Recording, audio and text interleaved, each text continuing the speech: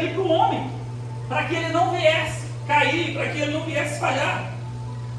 Deus, ele é um pai e dá exemplo em tudo, e até nos limites ele dá exemplo em isso.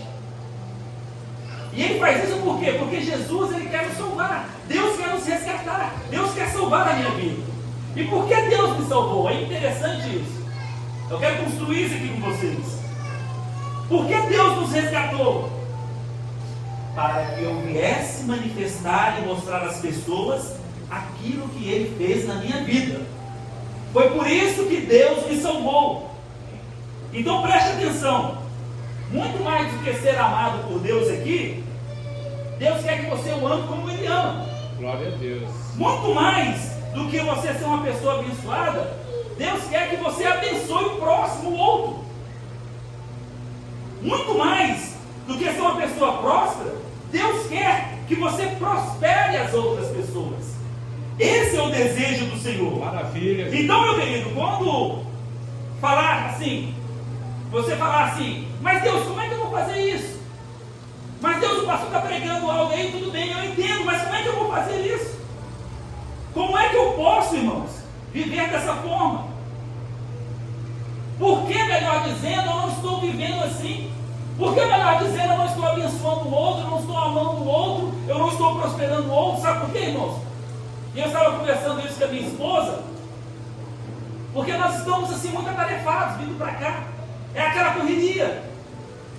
Nós estamos correndo atrás do prejuízo. Já ouviu essa frase? É. E aí a gente esquece disso, irmãos.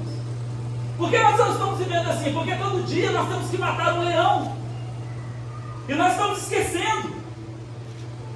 Veja bem, não, a pessoa pode falar assim, não, pastor, eu trabalho, eu estou lá no meu serviço, eu prego a palavra, eu estou lá porque Deus me colocou lá para que eu viesse ser luz da terra e sal do mundo, eu cumpro o ID. Agora, será que é verdade isso, irmãos? Será que nós estamos assim? Porque deixa eu fazer uma pergunta para vocês aqui. Vamos supor que amanhã o presidente da República, ele lança um decreto assim, está proibido, a partir de ele, em rede nacional, ele fala assim, todos que trabalham não poderão mais ser mandados embora. Você vai ter cadeira cativa no seu emprego para sempre. E caso o seu patrão, o seu chefe, ele te dispensa, ele te manda embora, eu vou acionar a justiça, eu vou chamar o Xandão para prender vocês, colocar uma pena de 17 anos. Deixa eu fazer uma pergunta aqui, quem iria ficar feliz com isso? Claro que nós iríamos ficar contentes, porque imagina só, não ser mais mandado embora, estar sempre trabalhando, sem correr o risco de ser demitido, ainda mais nesse mundo que vivemos, nessa crise. Mas ele ia falar assim, com uma ressalva, sem receber salário. A pergunta que eu falo é, será que amanhã você iria trabalhar? Sem receber salário, né? Não tem como, é verdade. Ninguém, irmãos. Agora a pergunta que eu faço é o seguinte, em cima dessa pergunta, então nós chegamos à conclusão que, muitas das vezes, e isso, irmão, fala para mim também, que muitas das vezes nós levantamos de manhã para ir trabalhar no outro dia, o mesmo motivo que eu tenho é o mesmo motivo que o ímpio tem. Dinheiro. Não é? É dinheiro. Porque o ímpio também é assim. Porque o que faz eu levantar todo dia de manhã para ir trabalhar? Se for o dinheiro, irmão, se a convicção for dinheiro, então entenda. E mais uma vez aqui, entenda isso. Não é julgamento. Nós somos assim. Mas se for por causa do dinheiro, o ímpio também levanta de manhã e vai trabalhar por causa do dinheiro. Então nós estamos comportando como ele. Então deixa eu entrar na mensagem aqui. O que nos faz, querido, entrar por essa porta aqui, ó, 2, 3 vezes por semana, e sentar aqui nessas cadeiras e assistir o culto? Estar aqui dentro hoje. O que me faz? O que me impulsiona? convicção que eu tenho? Será que é para ser bênção na vida dos outros? Ou será que é para receber? Para receber de Deus, para receber de Jesus, para receber cura, bênção, prosperidade. Qual que é o motivo principal, irmãos? Qual que é o motivo que eu sento aqui, um atrás do outro, todos os domingos, para assistir o culto aqui? Vamos supor se Deus chegar assim e falar desse jeito assim para nós: olha, não tem mais reino, não tem mais céu, isso não existe, não tem vida eterna, não existe inferno, só tem eu. Como é que nós vamos nos comportar, irmãos? Espera aí, então, estou fora. Eu quero a bênção, eu quero a prosperidade, eu quero o céu, eu quero morar no céu. Tinha um colega meu que falava assim: todo mundo quer ir para o céu, mas ninguém quer morrer. Toda hora ele falava essa expressão comigo. Será que é isso, irmão, que nós estamos buscando? Será que é isso que nós estamos cada vez mais buscando? Se o Senhor sondar aqui o nosso coração, irmão, será que Ele vai ver verdadeiramente que nós estamos aqui por causa dEle, tão somente por Ele e por causa do outro? Meu Deus. É isso que eu quero colocar na mente dos irmãos num culto de Santa Ceia, para que a gente possa entender isso, irmãos. O que faz você aqui, queridos?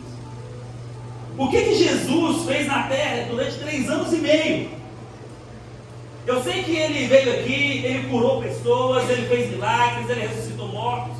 Mas pensa bem, se Jesus estivesse vivo até hoje, se Jesus não tivesse morrido, e se Ele estivesse até hoje aqui curando, ressuscitando mortos, fazendo milagres, o que seria de nós, queridos? Como nós estaríamos? Perdidos? Nós estaríamos condenados. Se Jesus não tivesse morrido, nós estaríamos no inferno, irmãos.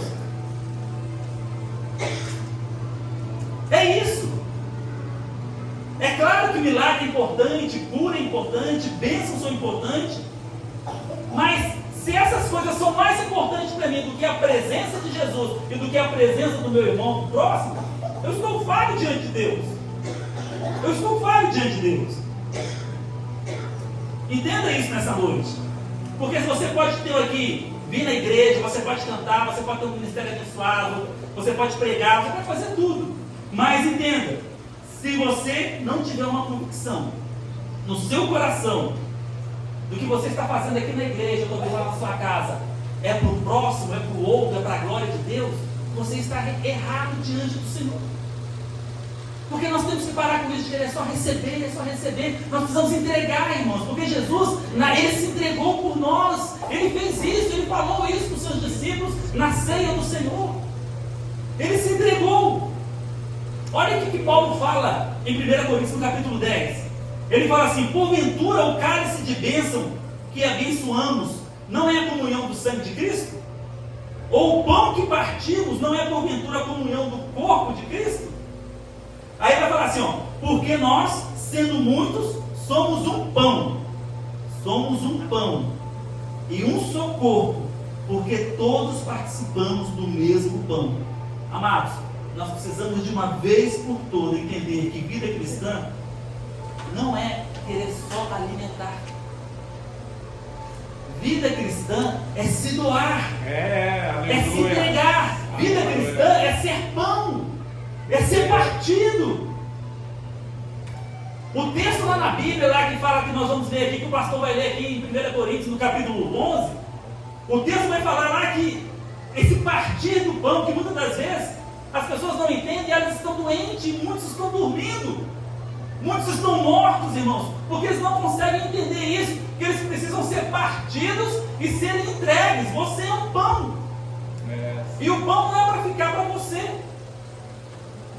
o pão é para ser partido, irmãos.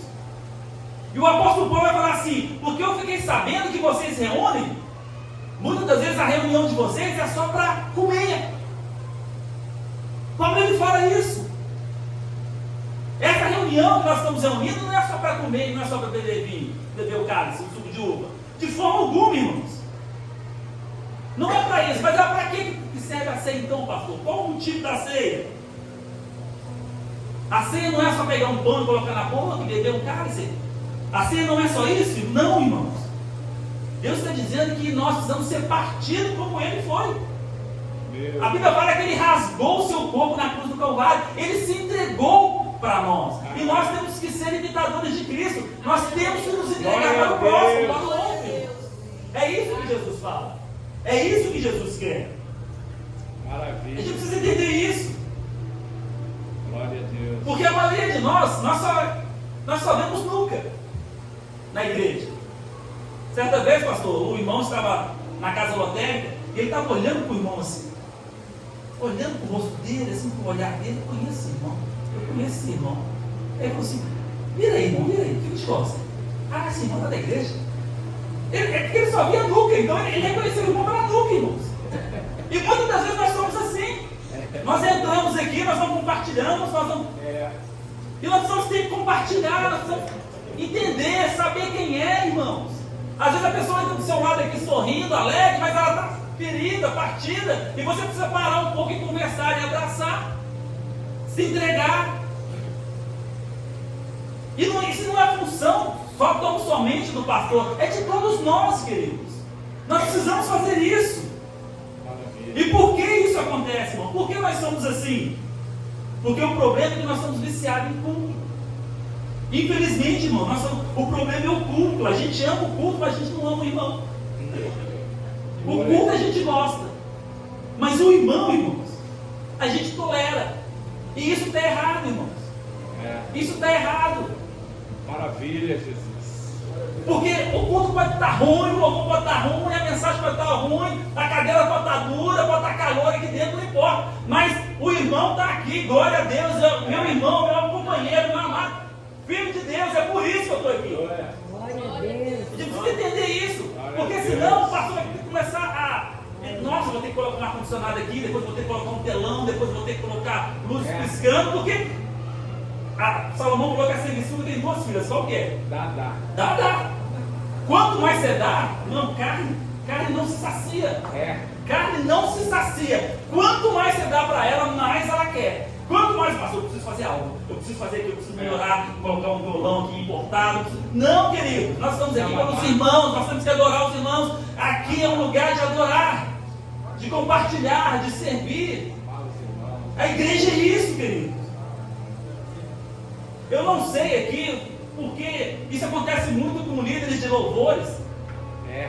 Líderes de louvores falam muito assim, até me perdoa aqui o líder de louvor, mas eu não sei, eu já ouço muito assim: agora esquece seu irmão, esquece, agora preste atenção.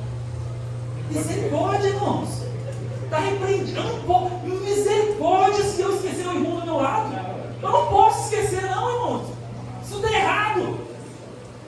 Não tem como, queridos. Eu suporto o culto por causa do irmão. Por causa do irmão. É por isso que eu venho aqui. Lá fora é diferente. Eu estou vendo a Sara ali, a Sara ela faz doutorado. Toda palestra que ela vai assistir, ela não assiste a palestra de uma pessoa, talvez, que faz mestrado, que fez uma pós. Não, lá fora é o seguinte: eu sempre escuto uma pessoa que é mais do que eu. Mas eu louvo a Deus, porque na casa do Senhor, aleluia, o irmão que fala nós vai, nós vem, ele está aqui simplesinho, nós estamos ouvindo, irmão. Glória a Deus. O doutor, o especialista, o mestrado, isso não existe na casa de Deus. Tudo nivelado. Exatamente. Isso é ser irmão, isso é ser comunhão. E a Bíblia é clara em dizer que Deus ele vai julgar, irmão, todo homem. Ele vai julgar todo homem. A Bíblia fala do inferno, que as pessoas vão para o inferno. As pessoas serão condenadas, irmãos, não pela sua rebeldia. Perdão. As pessoas, elas serão condenadas pela sua rebeldia. E não pelo seu pecado. Entendam isso, irmãos. Se a gente fosse pelo inferno por causa do meu pecado, e tem gente que fala assim: eu estou pagando os meus pecados. Irmãos, o inferno é só... É rebelde, porque pecado na vida do crente tem que ser um acidente. Tem que ser um acidente. Deus ele me ama mesmo eu não sendo pecador, eu pecando por acidente. A Bíblia fala aqui que ele nos amou em nossos delitos e pecados. Quando eu era do mundo, quando eu estava estudando o Senhor, aí a justiça divina cairia sobre mim. Mas agora não. Um pai aqui, quando seu filho falha com você, você o condena ou disciplina? Nós disciplinamos os nossos filhos. Deus também age da mesma forma, irmão. Então entenda isso aqui. Inferno não é lugar para pagar pecado, irmãos. Sabe por quê? Porque a dívida já foi paga.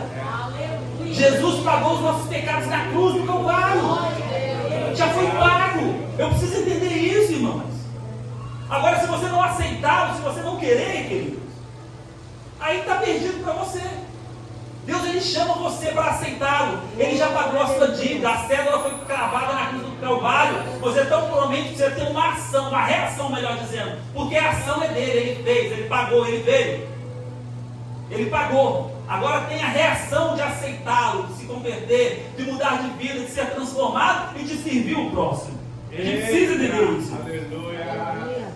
Deus quer fazer isso na sua vida. Glória. Deus colocou você aqui dentro para servir. Glória a Deus. E você não pode segurar isso. Você não pode. Porque quer ver? Faz o seguinte. Faz assim, ó, respira bem fundo. E segura. Agora fica segurando aí durante 30 minutos. Solta não. Aguenta não. O que vai acontecer? Aguenta não. Aquilo que você recebeu do Senhor. Porque tem muita gente que recebe dádiva do Senhor. Tem muita gente que recebe dom do Senhor. E fica guardando para si. É. Fica guardando para si. Cheio de dons, talentos. E fica. Você vai morrer, meu querido. Minha irmã, você vai morrer. Para com isso. Aquilo que Deus colocou, coloque para fora. Sirva. Passe para os outros. É isso que o Senhor Jesus quer. Glória a Deus. É isso que Ele quer, irmãos. E é interessante que lá em Mateus, no capítulo 16, no verso 21, isso acontece com Pedro. Mateus 16, 21 fala assim: desde então começou a Jesus. É interessante isso. O texto começa assim: desde então o quê? Porque se você for voltar antes aqui alguns versos, Jesus chega para os discípulos e fala assim: ei, estão falando que eu sou várias coisas aí fora. E aí ele chama os discípulos e fala assim: o que vocês falam que eu sou? Aqui, eu não estou falando de você Elias, o profeta, isso e aquilo, Jeremias. E aí Pedro se levanta e Jesus fala assim: tu és o Cristo, o Filho de Deus vivo. E aí Jesus vai e depois ele vem com esse texto aqui. Então, desde então, quando Jesus recebeu, os discípulos receberam essa palavra, que ele era Cristo, que Jesus era o Cristo, começou Jesus a mostrar aos seus discípulos, olha só, que convinha ir a Jerusalém e padecer por muita coisa dos anciãos, e dos principais sacerdotes, e dos escribas, e ser morto, e ressuscitar ao terceiro dia. E aí Pedro, verso 22, e Pedro, tomando parte, começou a repreender, olha que ousadia, começou a repreendê-lo, dizendo: Senhor, tem compaixão de ti? De modo nenhum te acontecerá isso. Ele, porém, voltando-se para Pedro, diz: para trás de mim, Satanás, que me serves de escândalo. Em outros textos fala de tropeço, porque não compreende as coisas que são de Deus, mas as coisas que são dos homens. Irmãos, como nós somos bons para explicar o que o homem gosta. Como nós somos bons. Como as nossas mensagens, irmãos, elas passaram a ser centralizadas naquilo que nós gostamos, que o homem gosta de ouvir. Sabe aquilo que Paulo disse, que no final dos tempos você iria ter, muitos iriam ter uma coceirinha no ouvido? E aí iriam querer ouvir palavras que gostam. É isso que Paulo fala, sabe? Em outras palavras, Paulo está falando aqui em Filipenses que pessoas que se comportam assim são inimigas da cruz, irmão. São inimigas da cruz. Porque Jesus, ele está fazendo um milagre, Jesus está curando pessoas, mas aí depois ele fala assim: mas olha, eu preciso ser o Cristo. Eu preciso morrer. Jesus aqui, ele vai virar Cristo. E o que significa Cristo? Ungido. Ungido para quê, irmãos? Ungido para morrer. Porque o nome de Jesus, o nome dele é Emanuel, Jesus de Nazaré. Então, Jesus ali, ele era Emanuel, Jesus de Nazaré. Lá no cartório, lá, a mãe dele registrou o nome dele assim. Tá? Porque é interessante que todo terceiro nome, ou ele tem nome de cidade, ou de uma árvore. Então é Emanuel, Jesus de Nazaré. Mas a Bíblia fala que Jesus ele iria se tornar o Cristo, ungido. Ungido para quê? Ungido para a morte. Cristo é uma oferta de morte, irmãos. Então Jesus, todo mundo quer. Jesus está fazendo um milagre. Jesus cura. Jesus restaura. Agora, quando Jesus se torna Cristo, quando Jesus se torna morte, eu não quero. E aí Pedro ele chega assim: que é isso, mestre? Você está ficando doido? Agora que o ministério está rompendo, agora que nós temos logomarca, né? Que nós temos site, está todo mundo, como é que chama? Dando like. O senhor está falando que vai morrer, Jesus? Por favor, Jesus. Por favor. O senhor vai virar um Cristo? A gente gosta de Jesus. A gente gosta de um Jesus que faz tudo pra gente, que multiplica pães, que cura. Meu Deus. É isso que eu gosto. Cristo não. E aí o que Jesus fala? Atrás de mim. Ele não falou assim: Pedro, eu morrer por esse povo? Não, irmão, Jesus não falou isso não. Jesus não falou isso. Ele não se poupou, querido. Poupar aqui, irmãos, é servir o inimigo. E nós queremos muito isso, irmãos. Nós somos uma geração hoje em dia do que Deus vai prover de novo. Nós só falamos isso. Que eu não vou me queimar, que eu não vou me afogar, que as armas não vão me atingir. Olha o eu. Olha o hedonismo. O egocentro, né? O hedonismo é o prazer a todo custo. O egocentrismo é o eu. Nós somos assim hoje em dia, irmãos. Não estamos nem aí para a multidão, nós queremos Jesus. Jesus me abençoa, Jesus me cura. Muitas vezes a nossa oração é só isso. A gente dobra o joelho e começa a pedir Jesus. Não, a gente esquece de adorar a Deus, irmãos. E Ele nos ensinou lá no Pai Nosso como é que a gente começa uma oração. Então Jesus, irmãos, Ele passa a ser o Cristo. E o diabo, ele gosta de Jesus. O diabo, ele é a favor de Jesus. Ele é anticristo. Ele é anticristo. Ele fez de tudo para Jesus não ir para a cruz. Ele não queria que Jesus morresse. Ele queria tirar o propósito de Jesus. Anticristo é ser isso, irmãos. E aí, Jesus fala assim: e voltando para Pedro, disse: para trás de mim, Satanás, que me serves de escândalo, porque não compreendes as coisas que são de Deus, mas que são dos homens. O que você está buscando, irmãos? Para a gente finalizar aqui. Deus. Quando você entrou aqui nessa igreja aqui, você entrou aqui para quê? Qual é o seu propósito de vida? É receber? Ou é cumprir o ID de Jesus? Ou é trazer almas para Cristo Jesus? Olha só o que Jesus disse logo em seguida. Então disse Jesus aos seus discípulos: se alguém quiser vir após mim, renuncie-se, tome a sua cruz e siga-me. Porque aquele que quiser salvar a sua vida, perdê-la-á. E quem perder a sua vida por amor de mim, achará.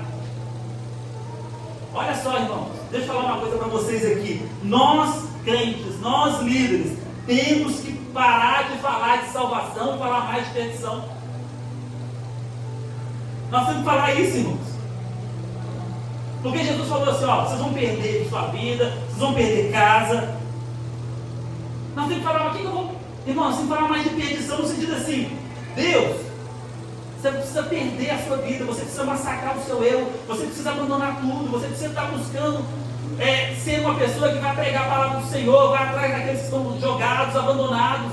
Existem famílias que estão destruídas aí, nós precisamos entender isso, queridos, porque Jesus está às portas e Ele quer que a gente vá atrás desses. Aleluia. Jesus quer fazer isso. O problema é Cristo. Como é que vai ser a sua vida? Quem é que vai ganhar nessa história? Quem? Cristo tem que morrer. E muitas das vezes nós, até mesmo na nossa casa, nós não queremos o Cristo. Às vezes eu estou ali discutindo com a minha esposa, um exemplo, e eu quero mostrar quem é que está certo, e ela quer mostrar que ela está certa, que eu estou errado. E aí sabe o que a gente tem que fazer? Peraí, quem é que vai morrer nessa história? Eu não tenho que provar. Eu sei que eu sou muito assim, né? Eu tenho que provar que eu estou certo. Minha esposa está aqui, ela sabe disso. Mas eu preparando essa mensagem, eu falei assim, peraí, alguém precisa morrer. Alguém precisa morrer. Alguém precisa ser Cristo nessa história. Alguém precisa se doar. A gente precisa fazer isso, meus irmãos. A gente precisa se doar. A gente precisa morrer. A gente tem que parar com esse negócio de discutir, de brigar, de querer, sabe? Não, de forma alguma. Jesus, ele requer isso de nós, irmãos. A proposta do Evangelho é uma proposta de morte. Eu abrir mão do meu eu, da minha vontade, do meu querer. Porque as famílias estão sendo destruídas, irmãos. E a gente precisa entender isso. Porque senão nós vamos ficar brincando de crente. Brincando de crente. Que Deus possa abençoar as nossas vidas nessa noite. Amém. Que nós possamos mais ser como Cristo Jesus. Aleluia. Que você possa, sabe ali quando você comprar aquele carro 0 km? Aquele carrão. Aí a sua esposa chega e fala assim, bem, me empresta o carro. Você vai lá, se empresta para ela. Aí ela pega aquele carro 0 km, coloca uma rezona e pá! Amassa a porta de um lado. Aquela esposa linda, maravilhosa, abençoada, Vira o quê? vira um demônio, né? Vira um demônio. Está amarrado. Isso aí. Ó, mulher, quer saber de uma coisa? Isso aqui é bem material. Isso aqui a gente arruma o seguinte, eu vou bater a outra porta. Eu vou amassar a outra porta. Porque aí não tem problema. Aí quando a gente pegar um carro, a gente vai lembrar que. A gente precisa entender isso, querido. Já viu quando seu filho quebra ali o vaso da mesa? Hã? Sabe aquela xícara que a mesa guarda ali? Não. 60 anos na família. Irmãos, quantos meninos apanharam por causa desse aqui? Por causa de um corpo. Quantos, irmãos? O que é prioridade na nossa vida? São os nossos bens materiais? Ou é a nossa família? É isso que eu preciso entender. Porque nós estamos nos desgastando, brigando por causa de coisa que vai ficar, querido. Se nós aguardamos Jesus Cristo, isso aqui vai ficar, nada vai subir. E nós estamos perdendo tempo brigando. A gente tem que entender, irmãos. Eu queria que você orasse pela sua vida, eu queria que você abaixasse sua cabeça agora, fechasse seus olhos. Eu sei que não foi uma palavra que eu tenho gostado muito do pastor divino, mas era algo que eu queria mostrar para os irmãos, porque eu necessito isso, irmãos. Eu preciso cada vez mais me doar mais e mais no Senhor Jesus. Tem que parar com essa correria que está só sugando a nossa vida. Eu queria que você começasse a pensar nisso, irmãos. Eu queria que você começasse a pensar nessa palavra. Eu quero aquele olha só que interessante, vai orando a Deus aí. E Paulo fala assim, trazendo sempre por toda parte a mortificação do Senhor Jesus no corpo, para que a vida de Jesus se manifeste também no nosso corpo. E assim nós que vivamos, estamos sempre entregues à morte por amor de Jesus, para que a vida de Jesus se manifeste também na nossa carne mortal, de maneira que em nós opera a morte, mas em vós a vida. Será que vai compensar você com esse diploma? Será que vai compensar você ganhar esse dinheiro? Quem sabe na sua conta aí tem 50 mil reais agora e você está feliz? Não sei. Mas vai lá, quantas famílias estão destruídas? Quantos pais não conseguem se relacionar com os filhos? Não conseguem ter uma boa conversa com o cônjuge? Quantos filhos não conseguem mais conversar com os pais? Eu queria que você começasse a pensar nisso e pedir para Jesus mais uma chance. Calcula aí no final como é que vai ser a sua vida. Calcula aí se vai compensar essa correria toda. Eu estou falando para você parar de trabalhar? Não, de forma alguma. Eu estou falando para você parar de estudar? Não, de forma alguma, irmãos.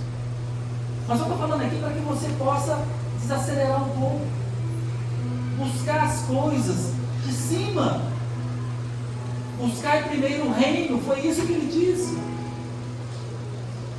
É isso que nós precisamos fazer, irmãos.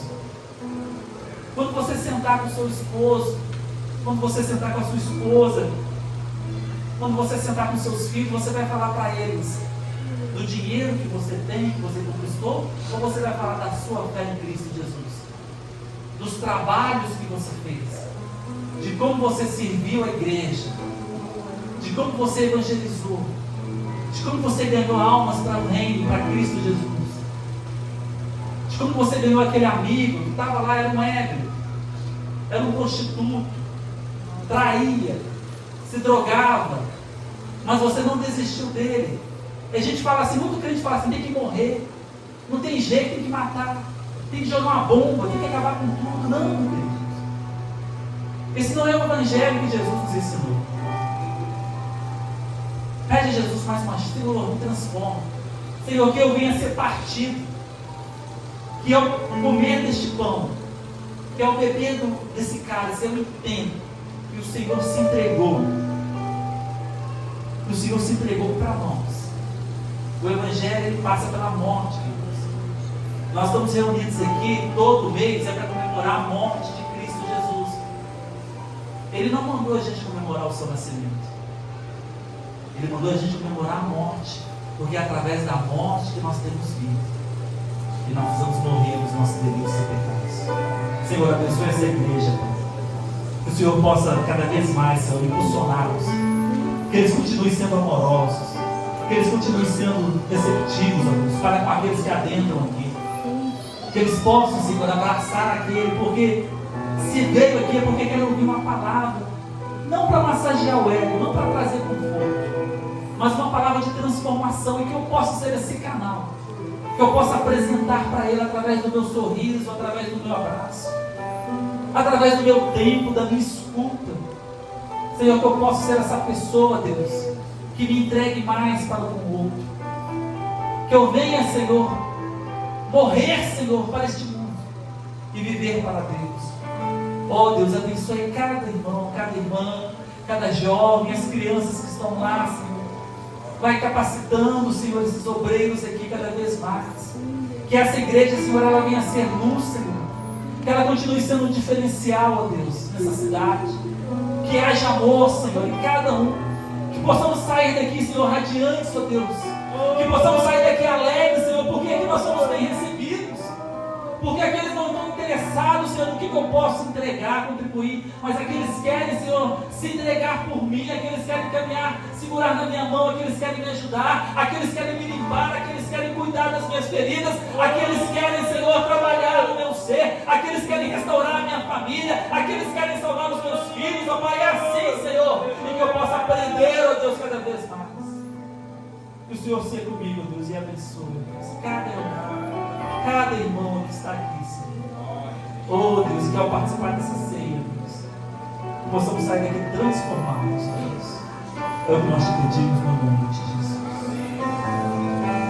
Amém. Que privilégio, que honra poder estar aqui, que alegria.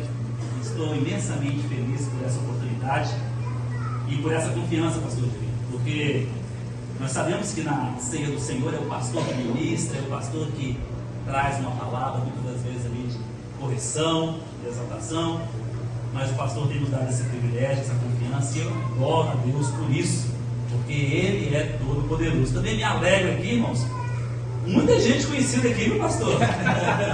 Você tem casa, meu irmão? Está ali a família do Oswaldo, que Deus abençoe. Estamos brigando aqui, também a família de Maema, são amigos.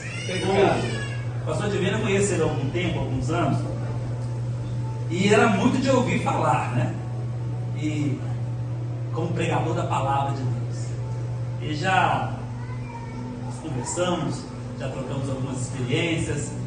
Eu gosto de ouvir ele quando ele fala das experiências quando ele era pastor da Deus e Amor. E eu sempre tive uma vontade de ouvir você pregar, meu querido. Eu nunca ouvi um pastor Divino pregar. Você acredita? Eu nunca, sempre, e ele sempre me deu essa honra de estar aqui.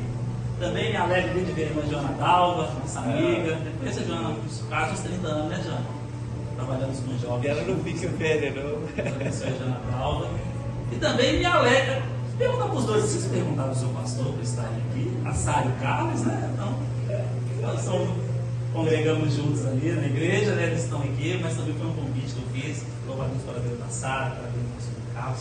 Deus abençoe vocês poderosamente no nome de Jesus. Queridos, eu quero aqui trazer uma palavra, e é claro que nós queremos falar sobre ceia do Senhor, mas eu quero dar uma introdução aqui sobre trazer informações sobre o que é a ceia do Senhor, porque existem pessoas que têm algumas dúvidas, e é importante nós falarmos sobre isso, porque a ceia do Senhor é uma das peças centrais da igreja ali do primeiro século. A igreja do primeiro século, ela valorizava muito, elas se reuniam em torno ali da mesa, elas tinham uma comunhão. Os irmãos se encontravam ali com o Senhor Jesus e existia uma unidade de corpo. Eles eram unidos.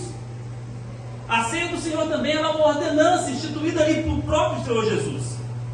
E interessante que somente os discípulos, aqueles que passaram pelo batismo, é que podiam participar da ceia do Senhor.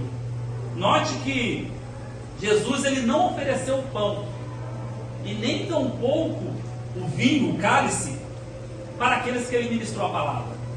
Não foram para todos.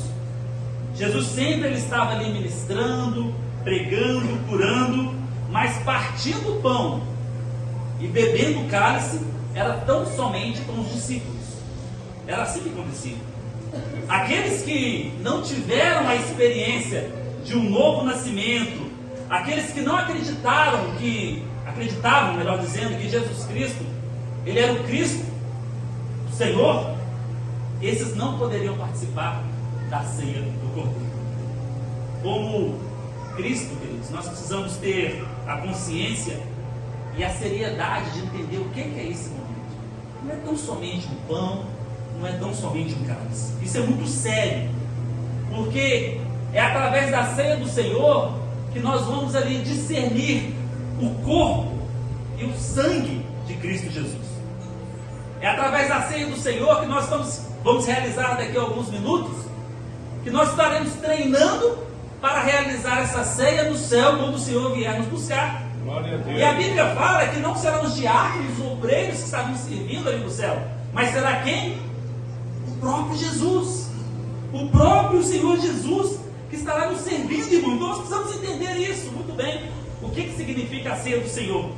E eu quero ler um texto que o Senhor colocou em meu coração, está lá em Efésios, no capítulo 2, a partir do verso 1. Efésios 2, o texto nos diz o seguinte. Paulo ele vai falar o seguinte: e vos vivificou, estando vós mortos em ofensas e pecados, em que noutro tempo andastes segundo o curso deste mundo, segundo o príncipe das potestades do ar, do espírito que agora opera nos filhos da desobediência, entre os quais todos nós também antes andávamos nos desejos da nossa carne, fazendo a vontade da carne e dos pensamentos, e éramos, por natureza, filhos da ira, como os outros também. Mas Deus, que é riquíssimo em misericórdia, Glória a Deus, pelo seu muito amor, como que nos amou, estando nós ainda mortos em nossos delitos